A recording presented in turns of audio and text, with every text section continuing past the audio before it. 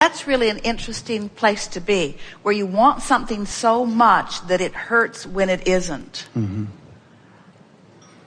We're going to talk about that. Brace yourself, because we want to tell you something really important. Okay. It is not possible to give up on a big dream. Okay. So, but it is possible to torture yourself in relationship to it. Mm-hmm.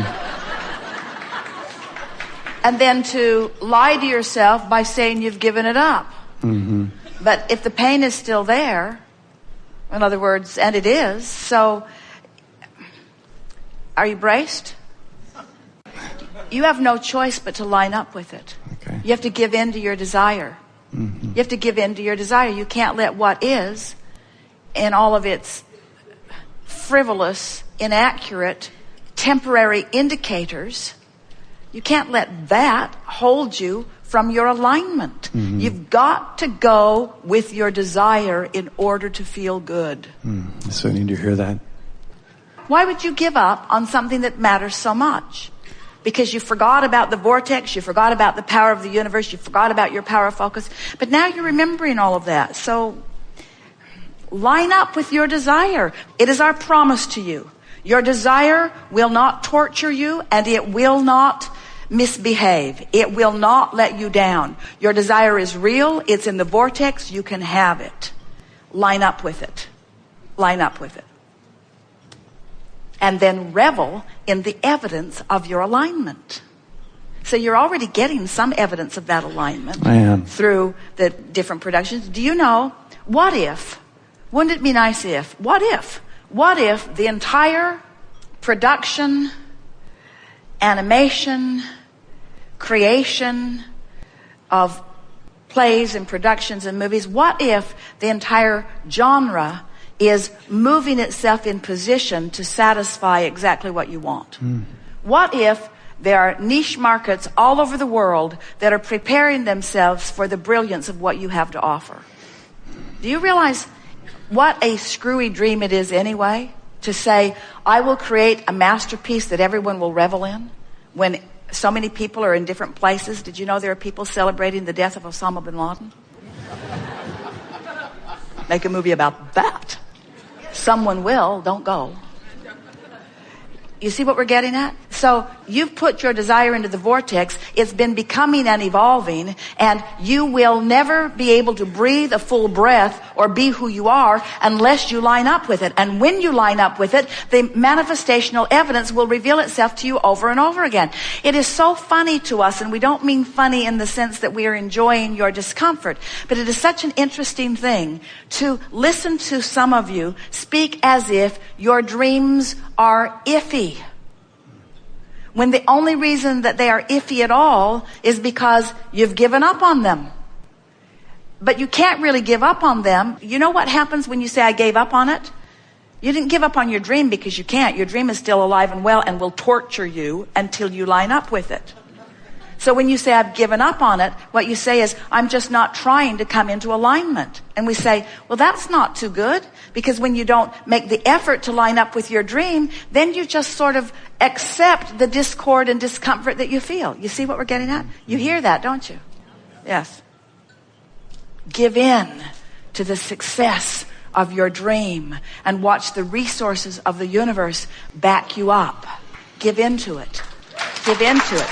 Give in to the inevitable achievement of all that you have vibrationally already become. You know, it wouldn't be painful if you hadn't become it. If you said, I sort of kind of thought I wanted it, but then I decided I didn't want it, and now I'm just sort of blissful in the not doing of that, then we would say you didn't give up on a dream. You never had a dream that you're out of alignment with. But when you say, I had this dream, and it tortured me so long that I gave it up, and I'm still tortured. You're still tortured. You say, I gave it up, but you're still tortured. You know what that torture tells us? The dream is alive and well. You're just not in the vicinity of it, you see. Mm-hmm. Because if it wasn't alive and well, and you weren't in the vicinity of it, we'd be talking about something else. We watch so many people in the building of relationships or companies or empires or life works. And we want to say to them that the majority of their building took place before they put the first brick in the first building or wrote the first word on the first script page. In other words, there's so much foundation that you were in the process of. And the foundation, from what we can feel from you, will go into place very quickly for you. We're in no way trying to prepare you for a long process. In fact, the process has started today. And the reviving of the dream is not just the first step, it's the biggest and most important step. It's huge, you see. Now feel the difference in the way you feel. You're not the same person who sat down here a moment ago. Because of our rambling, you've lined up with your vision. You've lined up with your dream. And the resources that create worlds are now flowing in the direction of you. Now your work, and you can't get it wrong. Don't worry if you have a down moment or a uncomfortable moment. You now know what to do. And what is it? What is your work? Be general and line up with it. Exactly. Go general, go general, go general. From complacent to feeling better to specific. From complacent to feeling better to specific to specific to specific to specific to specific to complacence to general to specific to specific to the specific. And why do we want you to focus in this specific way? What's our objective in getting you to be specific about your dream? Can you figure it out? Because a dream that is alive is life.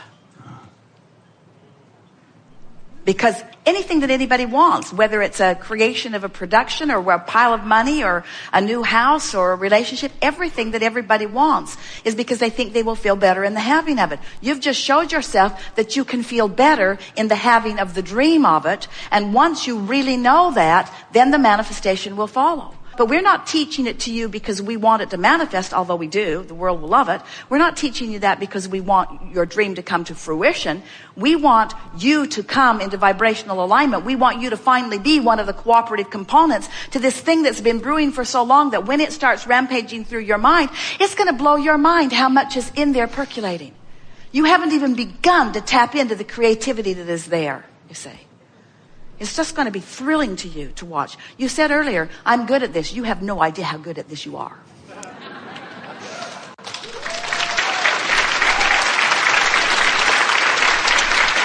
And so, when you line up with it, you know what happens when you line up with it? Do you know how many, they call them angels in the production world, do you know how many people are having a hard time figuring out what to do with their money?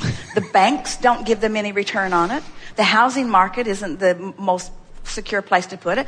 People are gambling with it and doing all kinds of things. Do you know how many people are looking for something that they can add their dollars to, that are out there just trolling around vibrationally for things? So in this part of the cooperative components that are being gathered, there's all kinds of money just moving around in there, and you say, well, where is it? I can't see it. And we say, that's because you didn't keep your dream alive for a while. But once you let yourself yield to the creative juices that are flowing, the next logical step is somebody's going to show up and say, I've been looking for you. I've been waiting for someone who had a dream that I could invest in. You see. And nobody wants to invest in a dead dream. I had a dream, but it's dead now. I don't let myself think about it anymore. It's just too painful. But when you're alive with it, it attracts those who want to play with you. And there are so many who are ready to play in that way. And look at what's going on in this world. In other words, more avenues, not fewer avenues. There are more opportunities for you to do what you do in a very lucrative and productive and passionate way than ever before. This is the time for your dream to come into fruition. But before it does, you just got to line up with it, and you just did. You get what the vortex is? Have you been hearing about it enough, or do you want us to warm you up about it? No resistance in it whatsoever. No grouchiness, no orneriness, no fear, no trepidation, just pure positive energy of knowing who you are. So here you come into this physical body, and you mix it up, and you know what you don't want and you know what you do want, and you continue to send these rockets of desire, these rockets of expansion to this non-physical part of you who keeps up with each and every rocket. So the longer you live in your physical body, the more beautiful this vortex version of you becomes. The more refined, the more clear, the more expanded, the more exhilarated, the more expansive is the word that we love the most about it, the more joyful. In other words, through what you are living, you are causing expansion of this non-physical part of you. A non-physical part of you that you want to keep up with, but you can't keep completely up with, not like the inner being within you does. But it's your goal to keep up with that version of you because this is the true version of you. This is the expanded version of you. This is the part of you that's weller than you were before you got sick, and more prosperous than you were before you didn't have enough money, and more secure before you became insecure. In other words, this is the expanded version of that which you are. So this vortex version, this vortex part of you, you can never get away from it. You can never separate yourself from it. And really, we want to say to you, you can never be unaware of it because it pulses as the strongest vibration of that which is you. It is the strongest vibrational core of that which is you. So it's pulsing all the time, or vibrating all the time, or being all the time, offering its realness, its wholeness to you all the time. And here you are, still doing your job, mixing it up, knowing what you don't want, exploring the details of life, and living the manifestations that represent the relationship between all that life has caused you to ask for and where you are vibrationally in the moment. So, for example, let's say that you've been having one of those moments that we were describing where you're feeling irritation or orneriness or resentment, whatever it is. And in the process, expanding the vortex. And let's say that you're having a conversation with someone. It evolved from your awareness of it to your venting about it. You want to explain it to someone else. You might send out an email blast. But you're having the feeling and you would like to share some of your pain with someone else. So now you're venting it. And so now that you're talking about it, it's even more active in your experience than it was before. Now what's most interesting, and this is what we really want you to begin watching for moment by moment from this moment in your life forward.